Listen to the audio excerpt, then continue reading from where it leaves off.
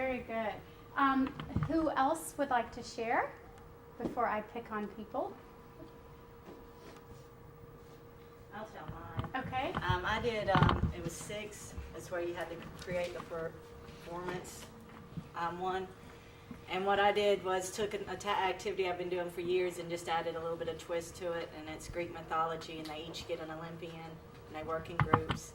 And they have to read the information, create an illustration of it, something symbolic. It could be a literal illustration or more symbolic. And then what I added to it was they had to report to the class on it, but this year they were supposed to be like an entertainment reporter or a scandalous, kind of tabloid type reporter with it, or something entertainment, because that was the entertainment for the Greeks, were all the stories and all. I found it interesting.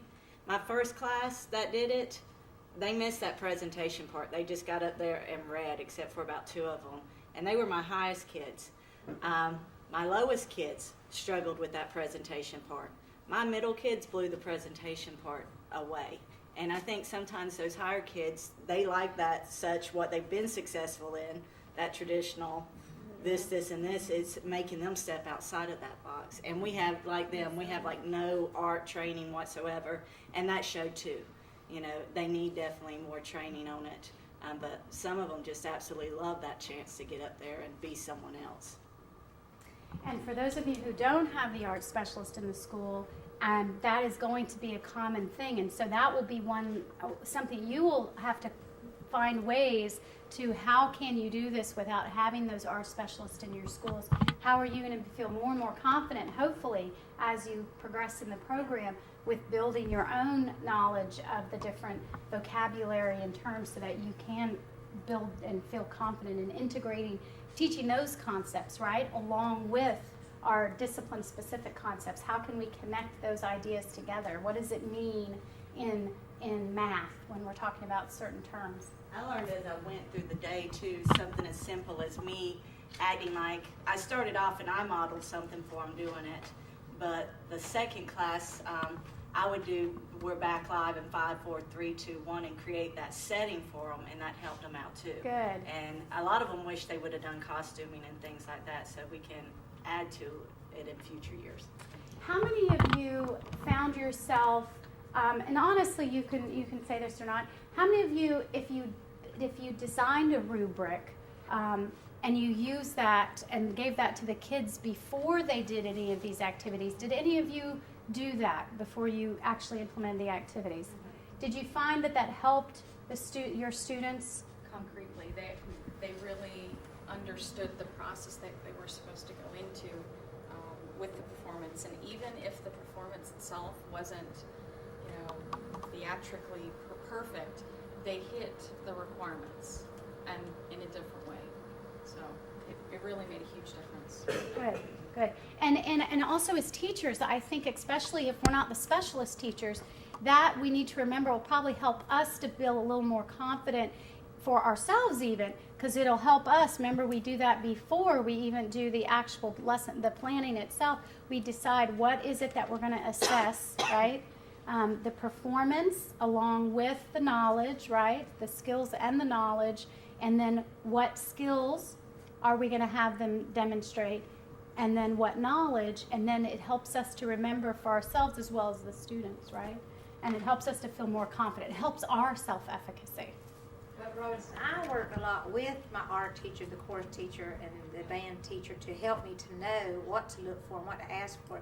And with my particular students, because they're in intensive reading, most of the time they're having to give up having art or band or chorus. Mm-hmm. So my class actually does have to take the place of that because I'm a required class. Mm-hmm. And those specialists have been excellent resources for me, and they were very willing to share. Good. And that's when I got the drums, the band. I said, I got some drums you can have. And the kids have had a blast with it. Good, excellent. Do you want to share? Go ahead and share what you did. I have a PowerPoint. Oh, good. A couple of different things, the actual lessons and some of the rubrics, and then a little bits of the performances. Okay. Hopefully the video will actually come through, because I tried it on Windows 7 and it didn't work, but let's see. Somebody else want to share while she's getting that ready, Phil? I kind of combine 1 and 2. kind of just, even though I love doing artsy stuff, sometimes my left brain kind of kicks in and wants that control. So it was kind of like, let's try kind of showing the class the elements of design. I did the same PowerPoint that she found, and then we talked about critiquing and stuff, and then we did a unit on Egypt.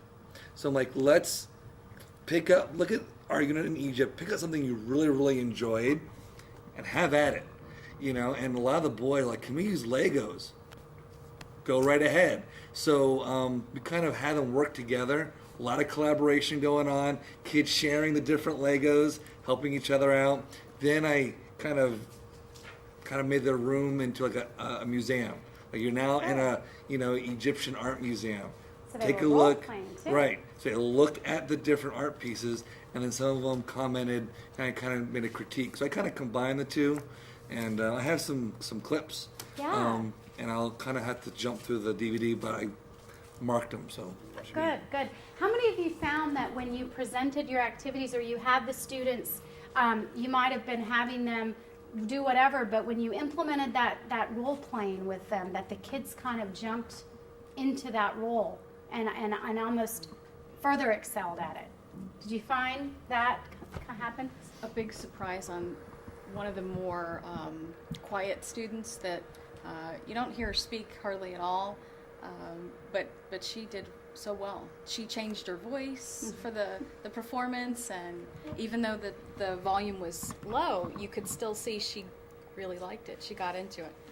Good, good. Okay, you Yeah. want Yeah, I'm just going to scroll through relatively quickly, again, the specifics of, what a gargoyle is, and we integrated this during Halloween so that it would, tie into some things that they were already excited about, and we read a text called History of the Gargoyle. And you are a visual art teacher, Yes. correct? So this Yeah. is an art specialist teacher now, sharing. And I teach intensive reading, so my kids are used to, on Fridays we do a time reading assignment where they focus on vocabulary and increasing their fluency practice, and this kind of just, was the right activity. But I displayed pictures of historical gargoyles throughout the classroom so that the kids could have something to begin with, and we created a KLL chart where they were originally supposed to write what they knew about gargoyles, and a lot of them had no experience at all. But based on what they were looking at, we started to discuss, okay, well, what do you see in reference to these pictures? And these were some of the images that I posted. And again, even some of the students that had no background at all could analyze using the art elements and principles of design. Okay, well, this has got to be a stone sculpture, and you see animals, and you see that they all are extending themselves off of a building, and they're scary. And even without a lot of background information, they could, tie themselves into, the artwork. So after we activated their background knowledge and discussed about too, and some of the kids are very much into the Disney movies, and we've talked about that before. So I presented the trailer and discussed the book, and I'm not sure if the trailer's, it's not going to come through, but I had them answer questions based on the trailer and their understanding of what the book was going to be about. And in the trailer there was 3 characters, Victor, Hugo, and Laverne, which were the gargoyle characters from The Hunchback of Notre Dame, and how they were very supportive of Quasimodo and tried to bring him out into the environment, which was, positive reinforcement of, even though you have a disability, doesn't mean that you have to be locked up and that you can't express yourself. So I was kind of using the backward design model, thinking these kids are so horrible to each other a lot of times, and they don't support each other. And this would be a good way to tie in, even if you're different or grotesque in some form or fashion to other people, there's a lot that you can give, to the world. And of course, we're using reading activities, using color as a way to engage visual memory and highlighting and etc. And through the process, we did a performance, and they were supposed to create their own gargoyle character, name it, give it a gender, give it a personality trait, discuss any disabilities they would have, their age, and tell what building that they were located on, and their setting. And they were also supposed to draw their gargoyle character based on the rubric. So that's part of, that is also a video, but I think we're going to just scroll down to the one at the bottom. These were some of their gargoyles that they created. I gave them the template, and the color of the gargoyle was supposed to portray the emotion that they were trying to convey with their character: happy, angry, depressed, sad. And these were some of the examples that they used. And they came out great. I wasn't surprised though. If this movie will show. So this won't open, probably. Windows Media Player cannot find file. Yeah. Okay. Well, maybe my CD will play if the film. But this is their actual performances. They had to create a dialogue between their gargoyle and another gargoyle. Oh. They had to talk.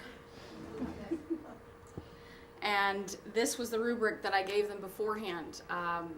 Things that I was going to be looking for as I was watching their performance. And again, regardless of the level of their performance, they hit on all of these areas.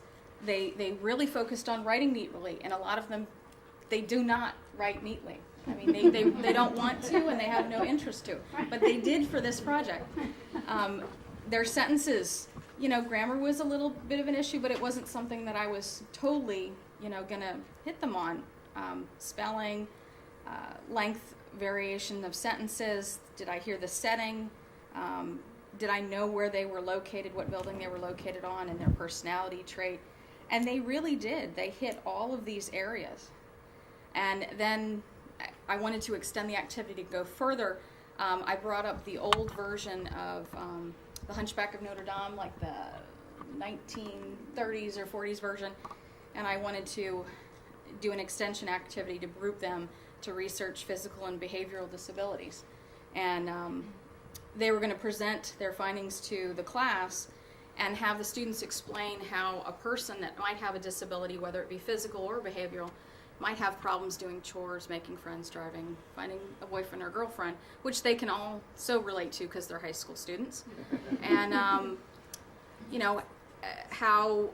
how people should treat others with disabilities, because we have quite a few students, that have severe disabilities.